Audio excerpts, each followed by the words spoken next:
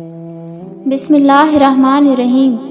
हज़रत इब्न मसूद रज़ियल्लाहु तआला अन्हु बयान करते हैं, रसूलुल्लाह सल्लल्लाहु अलैहि वसल्लम ने इरशाद फरमाया, अल्लाह ताला से उसका फ़ज़ल तलब किया करो, क्योंकि अल्लाह ताला पसंद करता है कि उससे सवाल किया जाए, और कशाइश और खुशहाली का इंतज़ार अफजल इबादत है।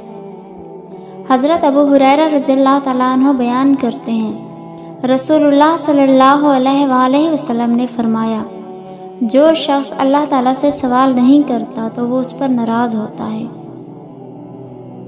हज़रत इब्न उमर रज़ियल्लाहु तआला अन्हु बयान करते हैं, रसूलुल्लाह सल्लल्लाहु अलैहि वसल्लम ने फरमाया, दुआ उन मसाइब के लिए नफ़ामंद है जो नाजिल हो चुके और उनके लिए भी जो अभी नाजिल नहीं हुए।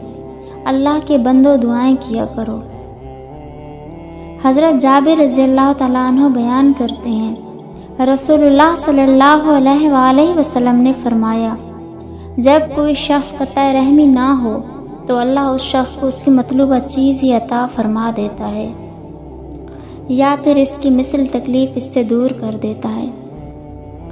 हज़रत अबू हुरैरा रज़ियल्लाहु तआला अन्हु बयान करते हैं, रसूलुल्लाह सल्लल्लाहु अलैहि वसल्लम ने इरशाद फरमाया, बंदा जब तक किसी गुनाह या कतई रहमी के बारे में दुआ ना करे उसकी दुआ कबूल होती है, बशर्त ये कि वह जल्दबाजी ना करे।